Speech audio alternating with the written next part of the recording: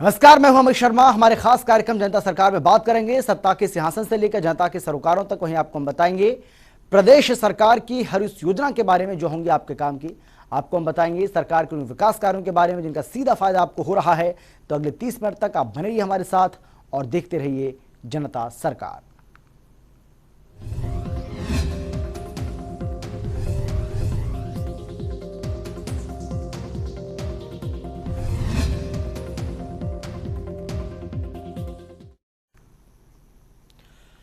गुरुग्राम जिले के खवासपुर गांव में 3 मंजिला इमारत गिरने के कारण दर्दनाक हादसे पर हरियाणा के मुख्यमंत्री मनोहर लाल ने शोक व्यक्त किया और मृतकों के परिजनों को मुआवजा देने का ऐलान किया है। सीएम मनोहर लाल ने इस हादसे में जान गंवाने वाले मजदूरों के परिजनों को 2-2 लाख रुपए की आर्थिक सहायता देने की घोषणा की है।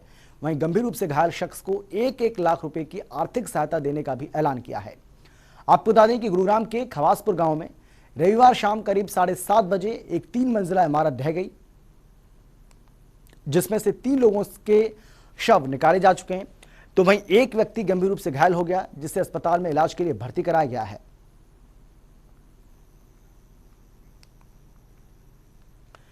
हरियाणा के गृह और स्वास्थ्य मंत्री अनिल विज ने अंबाला में कई मुद्दों को लेकर अपनी प्रतिक्रिया दी। इस दौरान उन्होंने सदन में होने वाले हंगामे को लेकर कहा है कि विपक्ष सवाल पूछे तो सरकार जवाब भी देगी, लेकिन सदन में विपक्ष प्रश्न उठाने के बजाय हल्ला कर रहा है।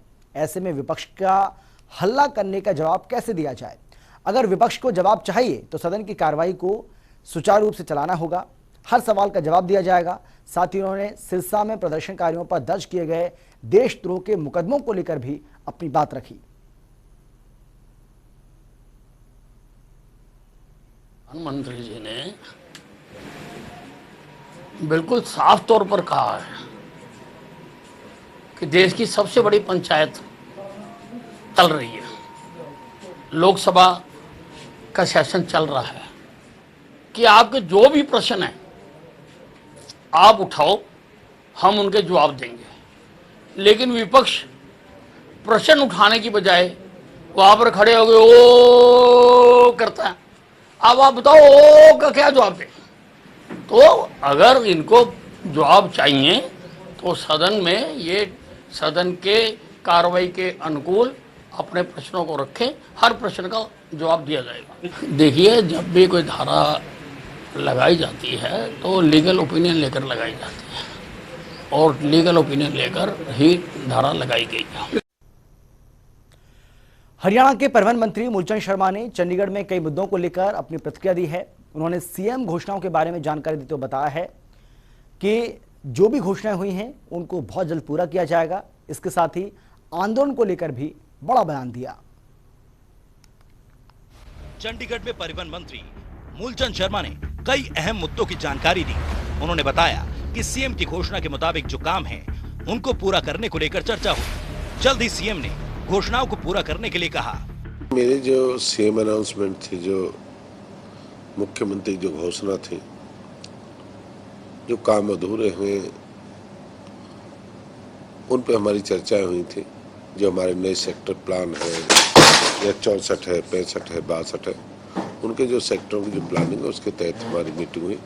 जल्दी से जल्दी इन कामों को, बिजली के काम थे वो भी अधूरे पड़े हैं, या मार्केटिंग शॉपिंग प्लान है या ट्रांसपोर्ट नगर है, इन सबको जल्दी से जल्दी इनको पूरा करें और मुख्यमंत्री की जो घोषणा है उसको जल्दी जल्दी क्रियान्वित करें। वहीं कैबिनेट मंत्री मूलचंद शर्मा ने कहा कि भूपेंद्र सिंह हुड्डा और दीपेंद्र हुड्डा को पूरा हरियाणा जानता है। हुड्डा के कार्यकाल में जमीनों की लूट हुई और किसानों की जमीन के सही रेट नहीं दिए। ये किसानों की बात नहीं कर सकते। दीपेंद्र हुड्डा और भूपेंद्र हुड्डा के बापू बेटे को सारा हरियाणा जानता है। जो हरियाणा के साथ खेल हुआ है, जो किसानों के जो मगरमच्छे जो आंसू बहा रहे हैं, ये पूरे हरियाणा ने देखा है। 5 से 14 तक पूरे हरियाणा को पता है। जो किसानों की जमीनों को लूटा, प्रॉपर डीलिंग का काम करा है, आम जमीन की किसानों की जमीनों को लूटा, मात्र कहीं 13 मेरे फरीदाबाद की 14 लाख रुपए देने का काम करा। और प्रदेश में प्रदेश में जो सरकार अपने बीजेपी केंद्र में, हमने 70 लाख रुपए किसानों को देने का काम करा। ये किसानों क्या बात करते हैं? वहीं उन्होंने कहा कि किसान अपना प्रदर्शन करें, लेकिन यह आंदोलन सत्ता परिवर्तन का है।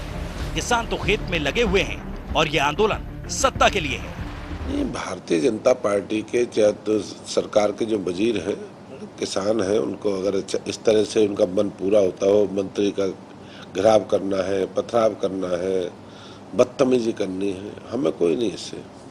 उनका अपना प्रदर्शन करें, ठीक करें, जहाँ करें अपने हिसाब से करें। इससे कोई सरकार के लोगों को कभी किसानों के बारे में कोई बात करी नहीं और कभी इस तरह की मंशा रखी नहीं। ये किसान आंदोलन नहीं है, ये सत्ता का आंदोलन है। ये सत्ता परिवर्तन चाहते। काहे किसान तो खेत में लग रहा है, किसान खेत और खलिहान में है, अपने काम में लगा हुआ है, काम में अपने लगा हुआ है। इसके साथ ही कैबिनेट मंत्री मूलचंद शर्मा ने कहा कि हरियाणा के इतिहास में मुख्यमंत्री मनोहर लाल के नेतृत्व में किसानों के लिए सबसे ज्यादा कार्य किए गए हैं, जिससे किसान खुशहाल हुआ है। और प्रदेश के मुख्यमंत्री मनोहर लाल जी के नेतृत्व में जितना किसानों के लिए काम करा, हरियाणा के इतिहास के पल में आज तक नहीं करे। बहुत मैंने किसान नेता देखे। सफेद माखी के नाम से 2016 में 900 करोड़ रुपए दिए, ओलावृष्टि के नाम से 1200 करोड़ रुपए दिए 2018 में। ये रिकॉर्ड है। 2000 करोड़ हरियाणा को दे ओलावृष्टि का, सफेद माखी के। पिछली सरकार बता दे, टोटल सरकार या कांग्रेस की सरकार, पीछे की सरकार, उन्हें 2000 करोड़ आज तक के इतिहास में नहीं दिए। ये भारतीय जनता पार्टी है जो किसानों की सरकार है। आज भी मोदी जी के नेतृत्व में 5000 रुपए, 6000 रुपए हर किसान खाते में जा रहा है। वहीं उन्होंने कहा कि प्रदेश में किसान सब समझ रहे हैं और खुश भी हैं। कुछ लोग नहीं समझ रहे और 2024 के चुनाव में सब सामने आ जाएगा। किसान बहुत समझ रहे हैं। रेवाड़ी का किसान समझ रहा है, महेंद्रगढ़ का किसान समझ रहा है, मेवात का किसान समझ रहा है, पलवल का समझ रहा है, गुड़गामा का समझ रहा है, फरीदाबाद समझ रहा है, यमुनानगर का समझ रहा है। कुछ किसान जो है कुछ जिले नहीं समझ। अरे यमुनानगर भगीरथ दूसरे घर में जा खड़े हो जा, क्या है? यमुनानगर के लोग थोड़ी थे, बाहर से आ रहे हैं। सब लोग ठीक चल रहा है, कुछ लोग नहीं समझ पा रहे। समझ जाएंगे 2024 के चुनाव में, समझा देंगे। जो कर रहे हैं ना 2024 के जो चुनाव होगा ना, हरियाणा के लोग बताएंगे कि इसमें कौन था, कौन किसान था, ये दूसरे दल के लोग थे। इसके साथ ही कैबिनेट मंत्री मूलचंद शर्मा ने प्रदेश के किसानों के लिए कामना करते हुए कहा कि इस बार बम्पर फसल आए और किसानों का विकास होता रहे। जनता टीवी के लिए चंडीगढ़ से पवन सिवर की रिपोर्ट। हरियाणा के शहरी निकाय मंत्री की हम बात करें, यानी कि हरियाणा के शहरी स्थानीय निकाय मंत्री अनिल विज, जिन्होंने कहा है कि अंबाला छावनी सदर क्षेत्र में एलईडी लाइट्स के साथ साथ हाई मास्क लाइट्स लगाई जाएंगी, जिस पर 17 करोड़ 55 लाख रुपए की राशि खर्च की जाएगी। उन्होंने बताया कि अंबाला सदर क्षेत्र में जितनी भी पुरानी सोडियम ट्यूबलाइट और CFL लाइट लगी हैं, उन सभी को एलईडी में बदला जाएगा और सदर में लगी सभी लाइटों को CCMS पैनल और स्काडा सिस्टम से कनेक्ट किया जाएगा। उन्होंने कहा कि इन लाइटों के लगने के बाद सदर क्षेत्र की सुंदरता बढ़ेगी और लोगों को आवागमन में आसानी होगी। इन लाइटों से बाजार में भी जगमग होंगे बाजार। शहरी स्थानीय निकाय मंत्री ने बताया है कि अमरूद स्कीम के तहत 17 करोड़ 95 लाख रुपए की लागत से लगभग 11,592 एलईडी लाइट्स लगाने का काम किया जा रहा है। हरियाणा के परिवहन मंत्री मूलचंद शर्मा ने बल्लभगढ़ विधानसभा क्षेत्र में चल रहे कई विकास कार्यों की समीक्षा करने पर और इन विकास कार्यों को गति देने के मकसद से नगर एवं ग्राम आयोजना विभाग, हरियाणा शहरी विकास प्राधिकरण के अधिकारियों के साथ बैठक की है। बैठक में बताया गया कि फरीदाबाद की सेक्टर 61 में बनाए जा रहे ट्रांसपोर्ट नगर में सड़कों, जलापूर्ति, सीवरेज, बरसाती पानी की निकासी का काम पूरा हो चुका है। फेज 1 में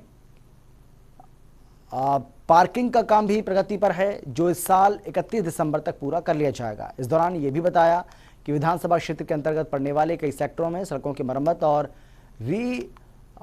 कारपेंटिंग के लिए तकरीबन 18 करोड़ रुपए का एस्टीमेट बनाकर CCF हरियाणा शहरी विकास प्राधिकरण को भेजा गया है।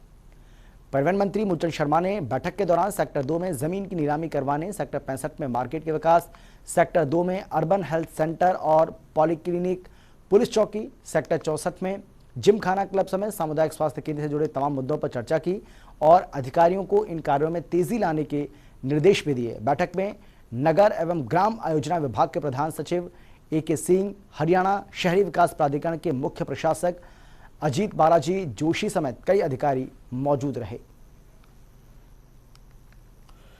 चंडीगढ़ में मंगलवार को सैनिक अर्धसैनिक कल्याण विभाग के अधिकारियों की समीक्षा बैठक का आयोजन किया गया, जिसकी अध्यक्षता सामाजिक न्याय एवं अधिकारिता राज्य मंत्री ओम प्रकाश यादव ने की। इस दौरान राज्य मंत्री ओम प्रकाश यादव ने कहा कि सैनिकों के कल्याण के लिए राज्य के 8 जिलों में एकीकृत सैनिक सदन बनाए जाएंगे, जिनके निर्माण पर करीब 100 करोड़ रुपए की राशि खर्च होगी। साथ ही उन्होंने बताया कि हर सैनिक सदन के निर्माण पर करीब 1200 करोड़ रुपए की राशि खर्च की जाएगी, जिनमें सैनिक विश्राम गृह, जिला सैनिक और अर्धसैनिक कल्याण कार्यालय, सामुदायिक hall, polyclinics, CSD canteen, steel parking सहित कई व्यवस्था की जाएंगी। इनमें लिफ्ट एवं रैंप का प्रावधान भी होगा। उन्होंने कहा कि नारनौल, पलवल, पानीपत, झज्जर, जींद, नूंह, फतेहाबाद और रेवाड़ी जिलों में सैनिक सदनों का चरणबद्ध तरीके से निर्माण करवाया जाएगा, जिनमें से कुछ जिलों में सदनों के निर्माण का कार्य जल्द शुरू किया जाएगा। उन्होंने कहा कि कोसली और दादरी सैनिक रेस्ट हाउस का निर्माण कार्य लगभग 80% तक हो चुका है, बाकी बचे काम को जल्द पूरा कर लिया जाएगा। उन्होंने पंचकुला रेस्ट हाउस सहित राज्य के दूसरे रेस्ट हाउस की स्थिति की भी जानकारी ली, उनके संबंध में त्वरित कार्रवाई करने के निर्देश भी दिए। साथ ही कहा कि विभाग की ओर से सेवानिवृत्त और सेवारत सैनिकों का डाटा तैयार किया जाएगा, जिसे विभाग की वेबसाइट पर अपलोड किया जाएगा। इसके साथ ही विभाग में IT सेल बनाया जाएगा, जो कि पूरी गतिविधियों को अपडेट रखेगा। इसके साथ ही उन्होंने रेवाड़ी और सैनिक स्कूल, ECH अस्पताल के भवन निर्माण संबंधी जानकारी ली, उसे जल्द तैयार करवाने के आदेश भी जारी किए। हरियाणा की महिला एवं बाल विकास राज्य मंत्री कमलेश ढांडा ने कहा है कि राज्य सरकार ने महिला सशक्तिकरण और समाज के रोल मॉडल के रूप में काम करने समेत कई क्षेत्रों में उल्लेखनीय उपलब्धियां प्राप्त करने वाली महिलाओं से राज्य स्तरीय महिला पुरस्कारों के लिए आवेदन मांगे। कमलेश ढांडा ने जानकारी देते हुए बताया कि जिन पुरस्कारों के आवेदन आमंत्रित किए गए हैं, उनमें इंदिरा गांधी महिला शक्ति पुरस्कार, कल्पना चावला शौर्य पुरस्कार शामिल हैं, जिसके तहत 21,000 से लेकर 1,50,000 रुपए की नगद राशि दी जाएगी। इसके लिए महिलाएं 18 अक्टूबर 2021 तक आवेदन कर सकती हैं। आवेदन के लिए योग्यताएं और शर्तें विभाग की वेबसाइट पर उपलब्ध हैं। उन्होंने बताया कि संपूर्ण बायोडाटा के साथ महिलाओं की ओर से समाज में दिए गए अपने योगदान की विस्तृत जानकारी के साथ ही आवेदन संबंधित जिला कार्यक्रम अधिकारी महिला एवं बाल विकास कार्यालय के माध्यम से भेजे जा सकते हैं। ये पुरस्कार हर साल अंतर्राष्ट्रीय महिला दिवस के मौके पर राज्य स्तरीय समारोह में दिए जाते हैं।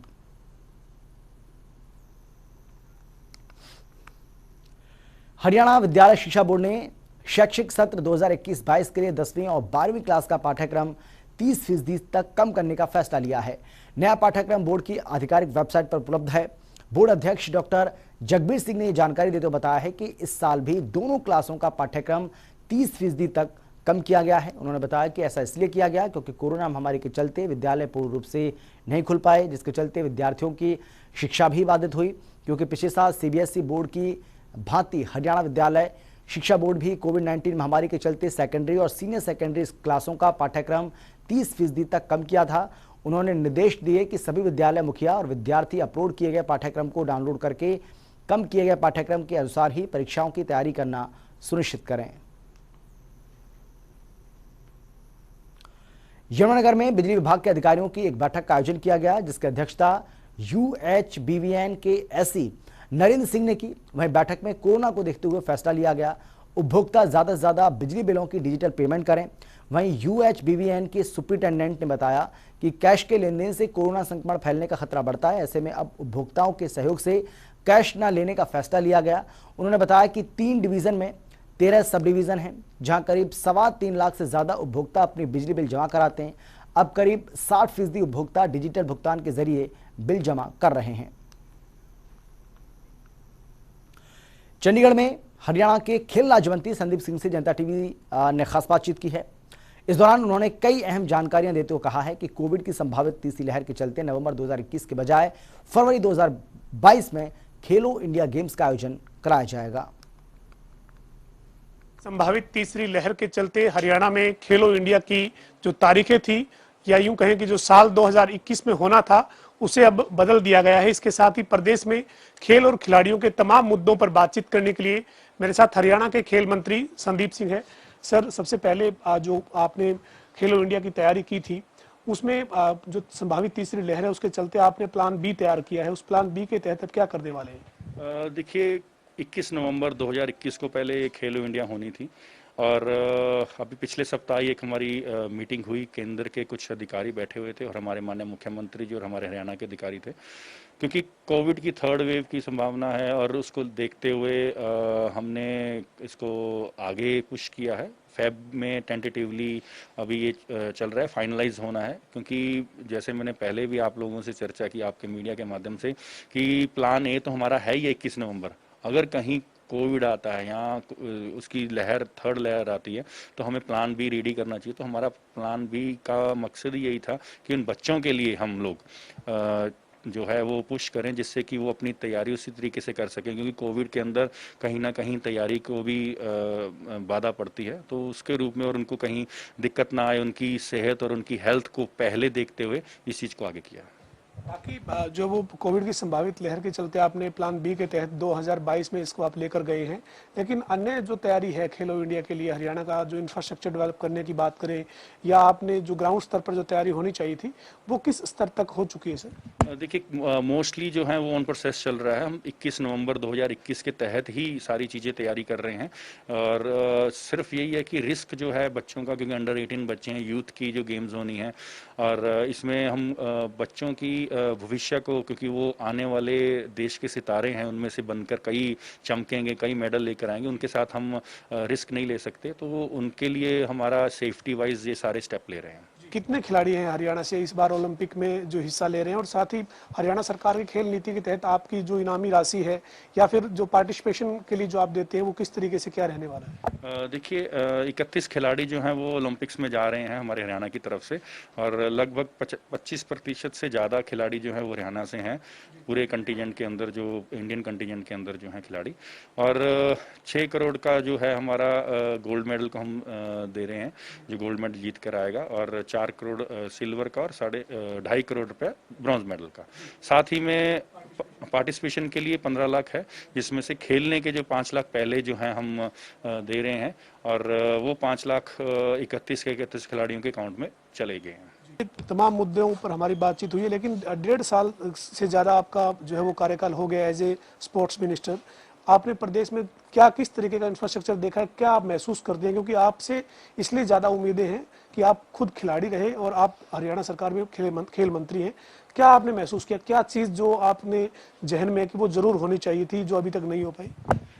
देखिए 2-3 चीज़ें हैं जो मैं लेके चल रहा हूँ। सबसे पहले तो हमें बड़े स्टेडियम्स नहीं बनाने चाहिए।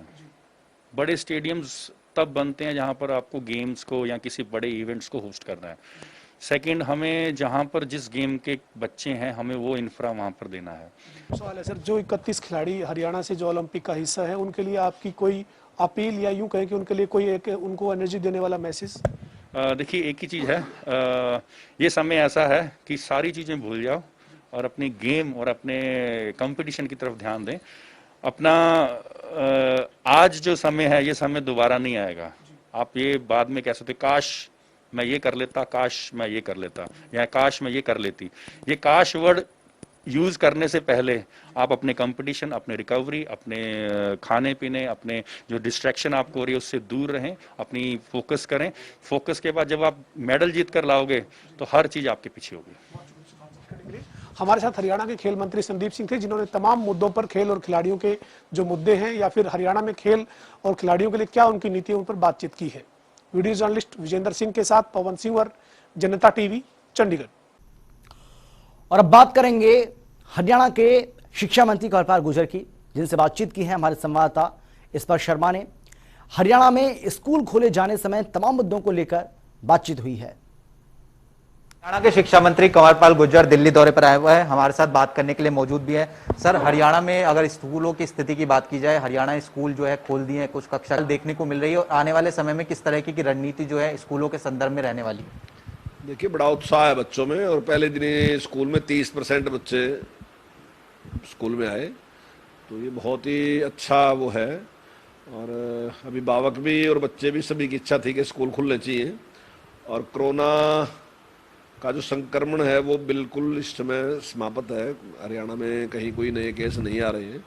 इस सारे को मद्देनजर रखते हुए हमने सभी स्कूल खोल दिए।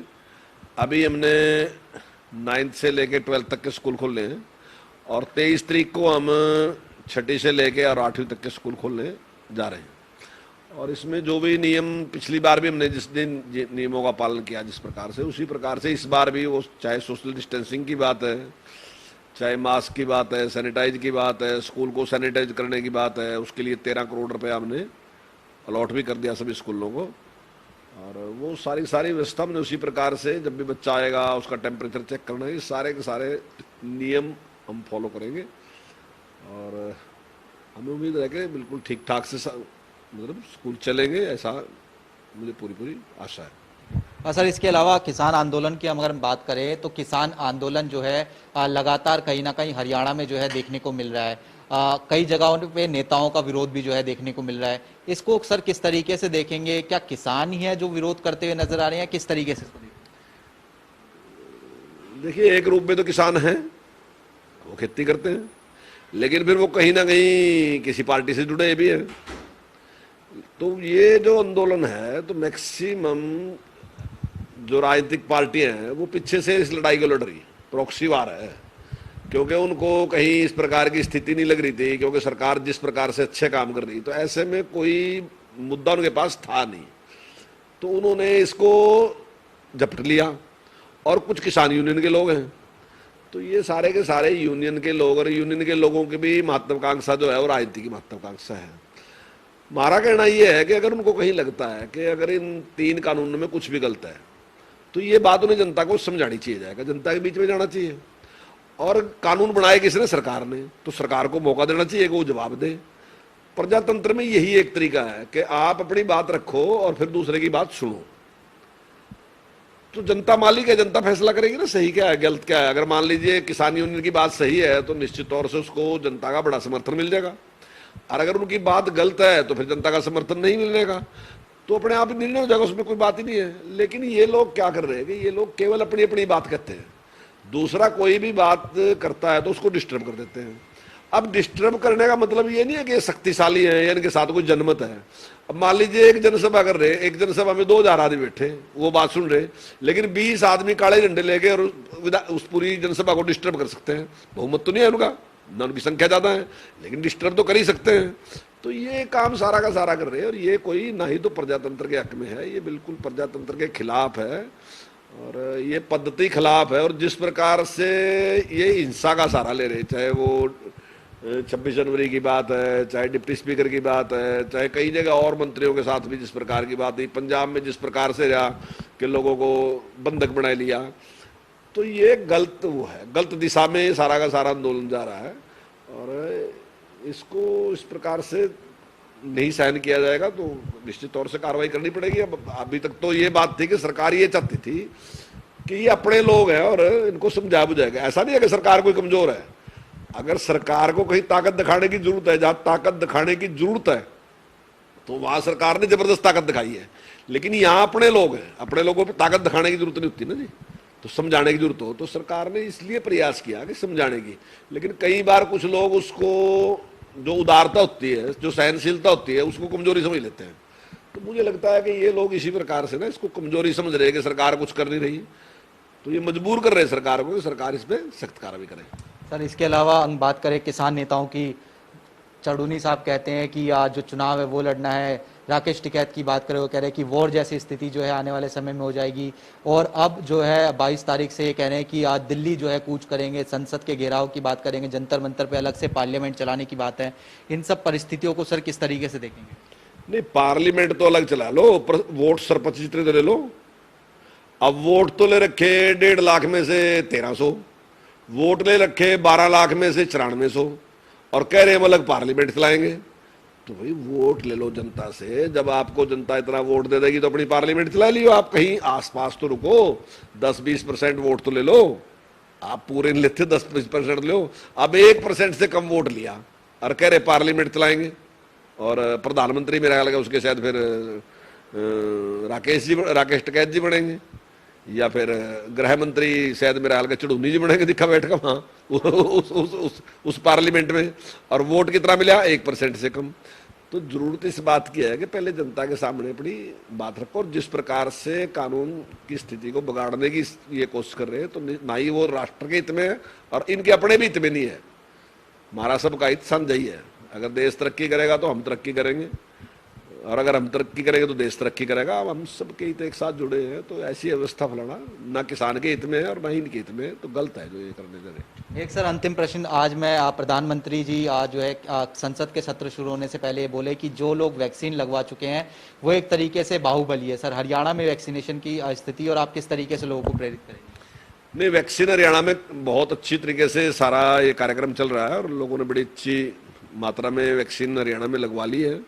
और जैसे जैसे वैक्सीन की उपलब्धता रहेगी तो निश्चित तौर से वैक्सीन लगवाने के लिए भी तैयार है और सरकार उस काम में जुटी हुई है। और मेरा ख्याल है हम देश में जो कुछ स्टेट जो नंबर 1 के स्टेट हैं जिनमें अच्छा कार्यक्रम चल रहा है, तो उनमें से हरियाणा एक है। बहुत बहुत शुक्रिया। तो ये थे हरियाणा के शिक्षा मंत्री कंवरपाल गुर्जर जी, जो जनता टीवी से तमाम मुद्दों को लेकर खास बातचीत कर रहे थे। कैमरामैन चंचल गुप्ता के साथ स्पर्श शर्मा, जनता टीवी, दिल्ली। तो शिक्षा मंत्री कंवरपाल गुर्जर को आपने सुना, जिन्होंने तमाम मुद्दों को लेकर जनता टीवी से बातचीत की है। इसके साथ ही उन्होंने किसान आंदोलन और आंदोलन को लेकर कई तरह के सवाल खड़े किए। उनका कहना है कि हम ये पहले दिन से ही कहते आ रहे हैं कि इस आंदोलन का मकसद कुछ और है। इस आंदोलन का मकसद सिर्फ और सिर्फ राजनीति करना है। किसानों से या किसानों के मुद्दों से इस आंदोलन का किसी तरह का कोई लेना देना नहीं है। और जिस तरह से तमाम जो खबरें सामने आ रही हैं या जिस तरीके से बहुत सारी चीज़ें हैं जो अब देखने को मिल रही हैं, जो क्रियाकलाप इनकी ओर से किए जा रहे हैं, उससे साफ जाहिर होता है कि इनकी मंशा कुछ और है। फिलहाल इतना ही, एक छोटे से ब्रेक के बाद फौरन लौटेंगे। आप देखते रहिए जनता टीवी।